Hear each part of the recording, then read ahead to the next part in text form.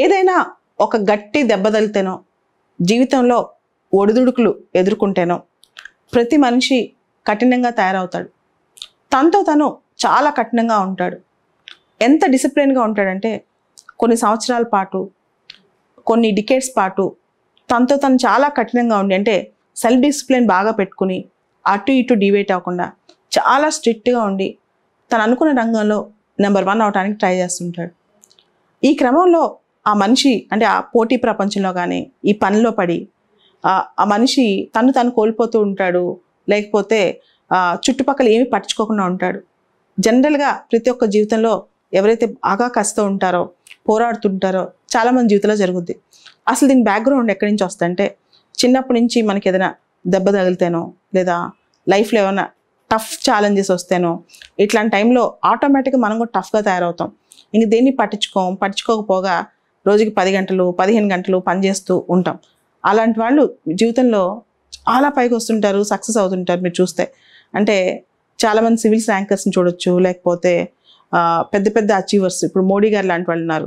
ఒక tea bye నుంచి prime minister అయ్యారంటే ఆయనకు ఆ ప్రస్థానంలో ఎన్ని ఒడిదుడుకులు, మధ్యలో ఎంత కసుంటే ఇప్పుడు 9th ఇయర్ ఇండియాకైనా ప్రైమ్ మినిస్టర్ ఇన్ని చేశారంటే వెనకాల ఏదో ఉంటుంది కదా. అలా ప్రతి మనిషి ఏ రంగంలో పైకి వచ్చినా, అంటే మనం కొన్ని రంగాలనే ప్రత్యేకంగా గుర్తిస్తాం ఇండియాలో, రాజకీయం కానీ, సినిమా కానీ, స్పోర్ట్స్ కానీ ప్రతి రంగంలో నెంబర్ 1 అయిన వాళ్ళ వెనకాల పెద్ద కథే ఉంటుంది. అయితే ఈ మనుషులు ఈ ప్రస్థానంలో ఏంటంటే ఆ పోరాటంలో పడిపోయి రాళ్ళలాగా తయారవుతారనమాట. కానీ ప్రతి మనిషి ఎంత స్ట్రాంగ్ ఉన్నా, ఎంత రాయిలో ఉన్నా, తెలుగులో ఒక సామెత ఉంటుంది, రాళ్లలో కూడా నీళ్లు ఉంటాయని. ఆ మనిషి కూడా లోపల ఏదో ఒక రోజున ఎమోషన్కి గురవుతుంటాడు. ఎంతటి పెద్ద మనిషి అయినా, ఎంతటి గొప్ప మనిషి అయినా, ఎందుకంటే ప్రతి ఒక్కళ్ళలో ఉండేది బ్లడ్డే కదా. So we are all humans made of blood and flesh. కాబట్టి ఇలాంటి ఎమోషన్స్ వచ్చినప్పుడు మనిషి ఎలా ఉండాలి అంటే, ఎంత పెద్ద గొప్ప వ్యక్తి అయినా, సాదాసీదా వ్యక్తి కావచ్చు, జీవితంలో అన్ని అచీవ్ చేసిన వ్యక్తి కావచ్చు, ఎవరైనా సరే ఒక స్ట్రాంగ్ ఎమోషన్ వచ్చినప్పుడు, లేకపోతే ఒక కష్టం వచ్చినప్పుడు ఎలా తట్టుకుంటారనేదే అది చాలా ఇంపార్టెంట్. ఎంత తొందరగా నువ్వు దానిలోంచి బయటకు వస్తావు, ఎంత తొందరగా దాన్ని అర్థం చేసుకుంటావు, ఎంత తొందరగా నీ జీవన ప్రక్రియలో రిక్రియేట్ చేసుకుని దాంతో రీకన్సైల్ అవుతావు, ఇవన్నీ చాలా ఇంపార్టెంట్ అనమాట. రీకన్సిలియేషన్ అనేది అంటే ఒక ఛాలెంజ్ వచ్చినప్పుడు, లేదా ఒక కష్టం వచ్చినప్పుడు, ఒక ఎమోషన్ వచ్చినప్పుడు ఎంత ఫాస్ట్గా మనం బయటకు వచ్చాం అనేది ఆ వ్యక్తి గొప్పతనం మీద ఆధారపడి ఉంటుంది.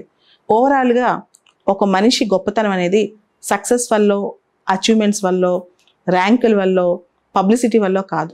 ఆ మనిషి జీవితంలో తనకి ఎదురయ్యే సందర్భాల్లో ఎలా రీకన్సిల్ అవుతాడు, దానిలోంచి ఎటువంటి లెసన్స్ నేర్చుకుంటాడు, దాంతోపాటు ఎలా ప్రయాణం చేస్తాడు, ఎంత గుంభరంగా ఉంటాడు, ఎంత బ్యాలెన్స్డ్గా ఆ టైంలో మెయింటైన్ చేస్తాడు, ఇవన్నీ ప్రతి మనిషిని జడ్జిమెంట్ చేసే అంశాలు. సడన్గా, ఎరాటిక్గా, లేకపోతే ఇంబ్యాలెన్స్డ్గా బిహేవ్ చేస్తే అక్కడే మనం సగం డెడ్ అయిపోయినట్లు లెక్క అనమాట. కాబట్టి ఎన్ని ఎమోషన్స్ వచ్చినా, ఎన్ని కష్ట నష్టాలు వచ్చినా, నువ్వెంత రాయిలా తయారైనా, దానిలో ఎన్ని నీళ్లున్నా బయటికి మాత్రం గుమ్మరంగా ఉంటే కనుక అదే జీవితాన్ని ముందుకు నడిపిస్తూ ఉంటుంది. ఎంత బ్యాలెన్స్డ్గా ఉంటే జీవితంలో అంత అద్భుతాలు సాధించవచ్చు.